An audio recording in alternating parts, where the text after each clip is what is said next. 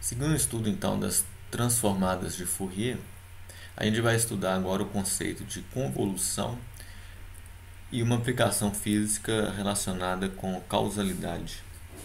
Então a gente começa com a definição da convolução de duas funções, que eu vou chamar de f de t, g de t, e definir pelo símbolo f asterisco g. Essa convolução é uma função de t. Isso é o mesmo que a convolução de g com f. E vai ser definido pela integral de menos infinito a mais infinito. Há uma certa liberdade na escolha desse limite de integração, pode ser de 0 a t também. Vou usar menos infinito mais infinito. Do produto da função integral de f de tal, tal é minha variável de integração, vezes a função g defasada da função f por um t. E a integração é feita sobre tal. Então, dessa integração resulta, uma função de t. Essa função de t é chamada de convolução das funções f e g. Tá? Então, qual é a relação disso com a transformada de Fourier? Há um teorema muito importante que faz essa associação. Ele diz o seguinte: se a transformada de Fourier de uma função f, h, se a transformada de Fourier, vou chamar a função h e a variável de x, então vou chamar a função de h de x. Se essa transformada for o produto de duas transformadas,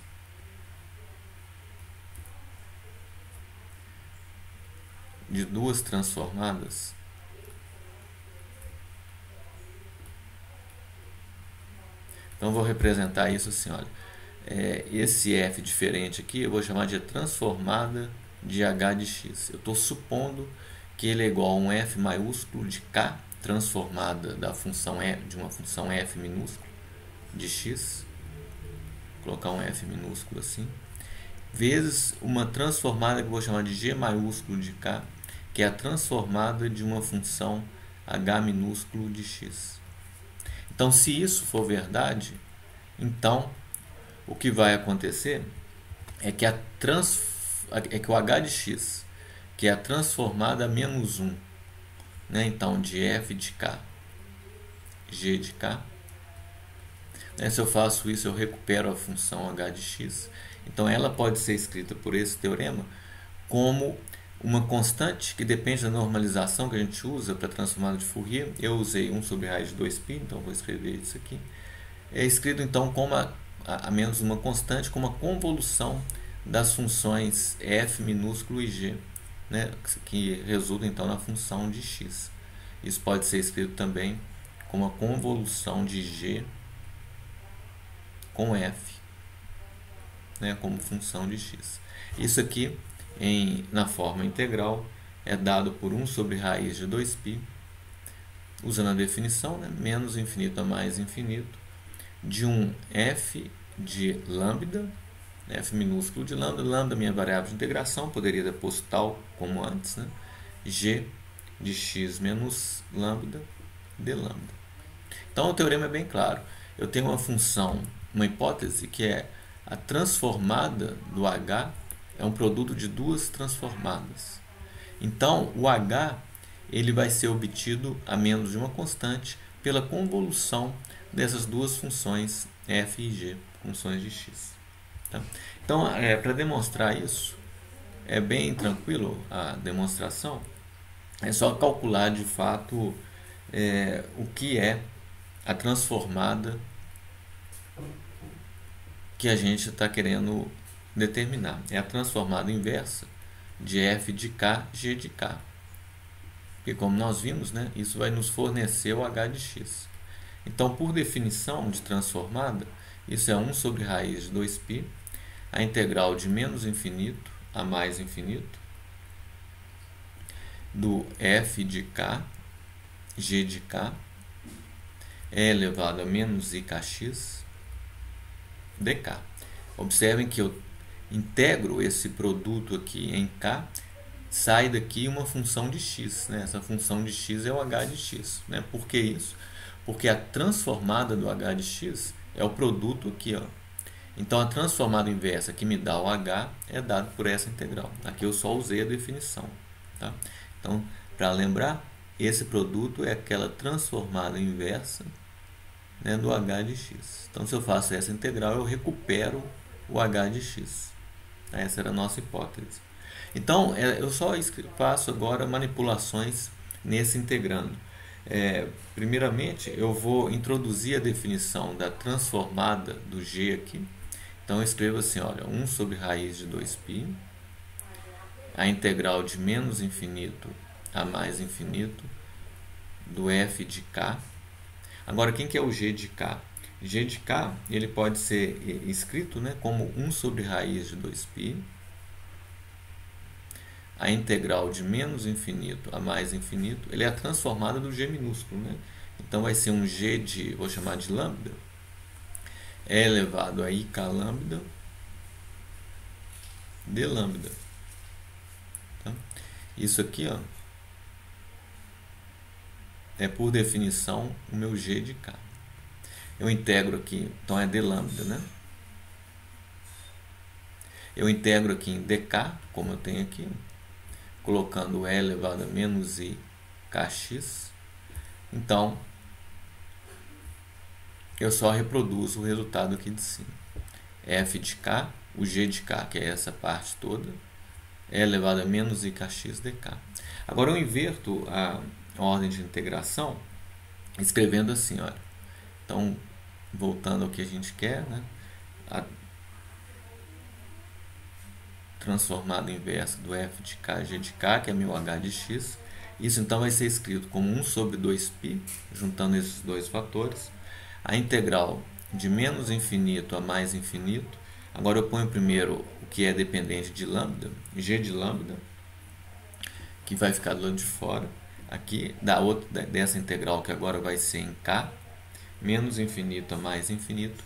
Tudo que é k fica aqui dentro agora. F de k é elevado a, eu vou colocar um exponencial só, menos i kx menos lambda.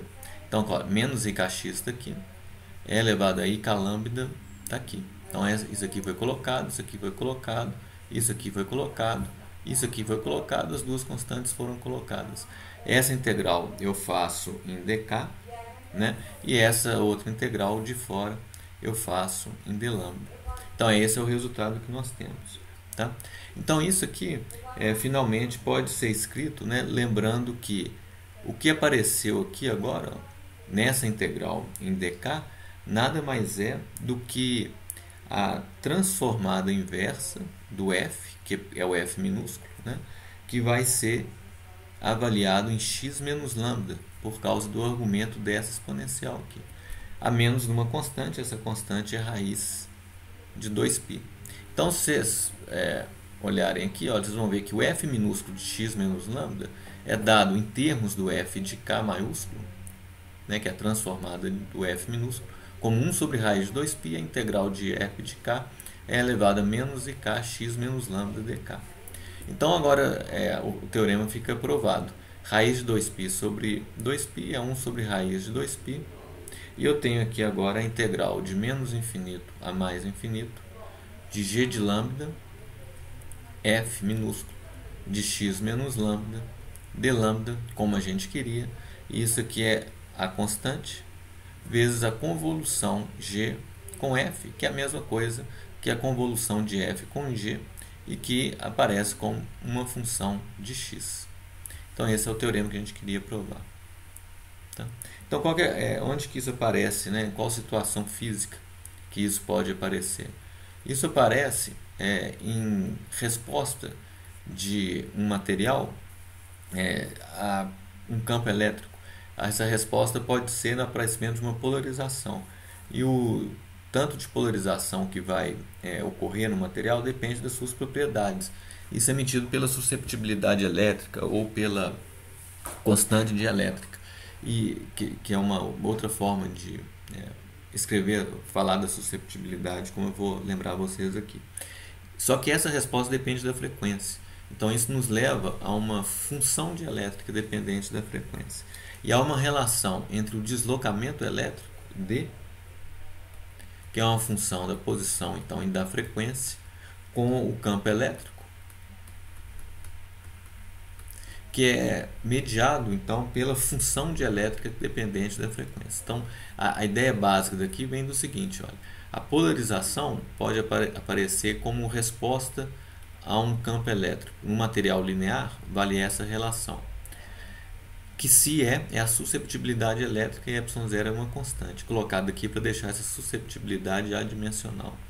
Então, no deslocamento elétrico, que é definido como ε0E mais P, essa linearidade entre a polarização e o campo elétrico reflete-se numa linearidade entre o D e o E. Isso vai ser ε0, 1 mais que se é vezes E, apenas substituindo aqui o que é a polarização, nessa forma.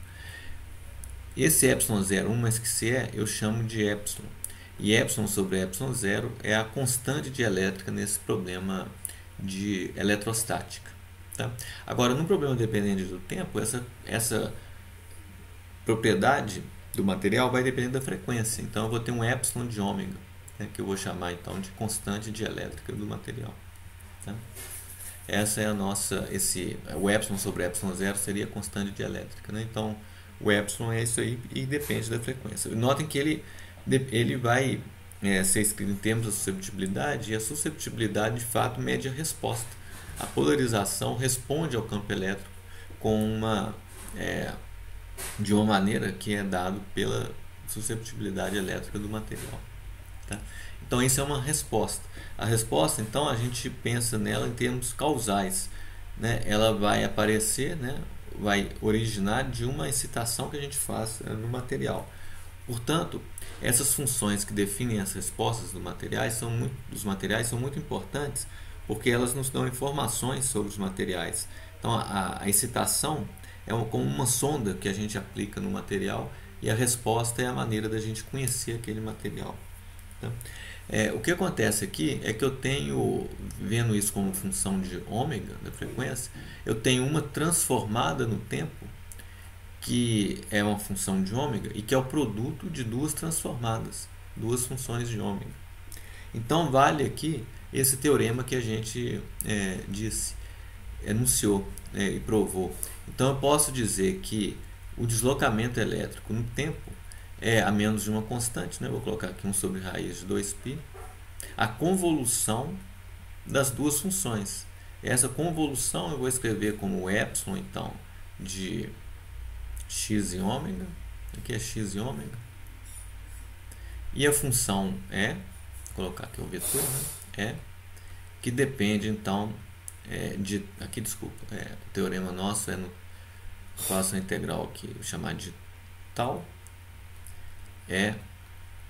de x eu estou só mantendo, t menos tal de tal. Esse é exatamente o nosso teorema. Eu faço essa integral, que é a convolução do epsilon com E, obtenho uma função do tempo, que é isso aqui. Então, o que tem interessante aqui, sobre causalidade, é que a gente aplicou o teorema direitinho. Tinha a hipótese que era satisfeita por essas grandezas físicas, e isso nos leva para a aplicação do teorema de convolução nesse resultado. No entanto, aqui está dizendo que o material responde no tempo t, onde eu estou avaliando o deslocamento elétrico, com campos elétricos que dependem de tempos anteriores e posteriores. Depende de todos os tempos anteriores, porque se o tal for positivo, na metade positivo aqui de 0 a infinito, tal é positivo. Então é t menos uma coisa positiva. Então isso vai ser tempos anteriores ao t. Tudo bem. Mas na metade inferior aqui, de menos infinito a 0, o tal é negativo. O tal sendo negativo, isso está mandando a gente avaliar o campo elétrico em todos os tempos futuros, posteriores a t. E a gente está medindo a resposta em t. Então há uma aparente violação de causalidade na aplicação do teorema. Onde nós erramos? Nós não erramos. A hipótese está verificada, o teorema é verdadeiro. O que acontece é que essa resposta, a função dielétrica, ela vai ter que ser, ela vai aparecer de modelos físicos. E os modelos físicos vão levar a funções que naturalmente cancelam essa integral nos tempos tal negativos, né, de menos infinito a 0. Então, os modelos físicos para aqui fazem com que essa integral seja zero. Então, quando eu implemento um modelo físico para a função de elétrica, eu vou ter que o deslocamento elétrico no tempo t, ele vai ser escrito apenas em função dos tempos anteriores a t. Então, essa integral vai ser, na verdade, de 0 ao infinito da função de elétrica. E os campos elétricos avaliados em tempos anteriores, como está escrito aqui agora, a partir dessa mudança dos limites de integração.